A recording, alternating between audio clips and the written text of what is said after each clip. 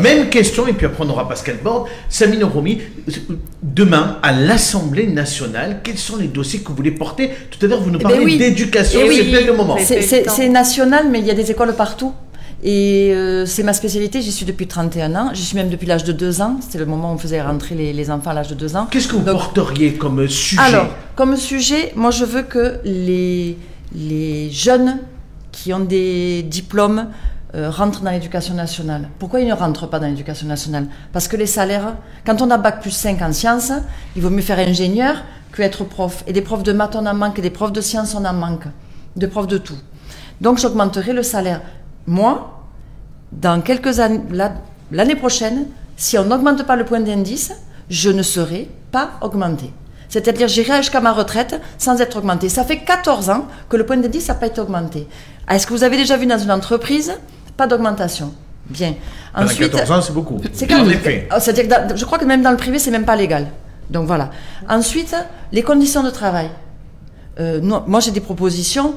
Quand j'ai 35 élèves devant moi, est-ce que je peux leur enseigner correctement l'espagnol? Non. Est-ce que quand les élèves ont cours de 8h à 18h, est-ce que 9 heures de rang, est-ce qu'ils peuvent bien travailler? Non. Est-ce que quand les familles doivent acheter je ne sais combien en primaire, je ne sais combien de fournitures, payer la cantine, etc., est-ce que c'est de l'égalité? Non. Donc déjà, je défendrai l'éducation.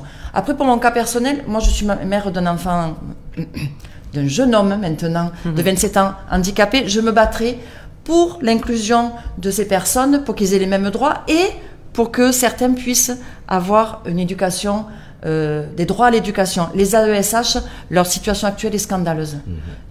Statut public pour ces gens qui permettent à tout le monde d'avoir accès à l'éducation. Et après, parce que je sais que la dernière fois vous m'avez parlé de ça, il y a le nucléaire, mais je parlerai plutôt d'énergie pour Marcoule. J'ai des propositions à faire là-dessus, même si ce n'est pas ma spécialité. J'ai quelques idées. Sur de l'énergie alternative, par exemple? Alors, on peut pas se passer du nucléaire. Je l'ai dit la dernière fois, je vais le redire. Je l'ai dit au syndicat de Marcoule. Pour l'instant, on peut pas s'en passer. D'abord, on décarbone. On n'a pas le choix. Les poumons de nos enfants, la nature de nos enfants, on n'a pas le choix. Et ensuite, on réfléchit à d'autres formes d'énergie. On a l'hydraulique. Mon camarade en parlera mieux que moi, avec les barrages. C'est sa spécialité, il en a sur son territoire. On a chez nous, tout à l'heure j'étais au marché de Roquemort que vous avez oublié tout à l'heure dans les villes importantes, mais c'est pas grave, je le dis, peu cher, s'il y en a qui écoutent, ils vont se dire, et Roquemort. Donc Roquemort... C'est surtout Nathalie Nury, c'est ce que j'allais dire.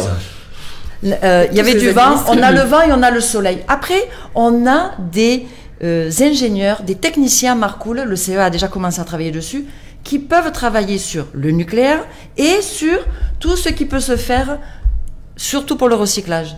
Voilà. Donc des idées, j'en ai. Pascal Borde, vous avez déjà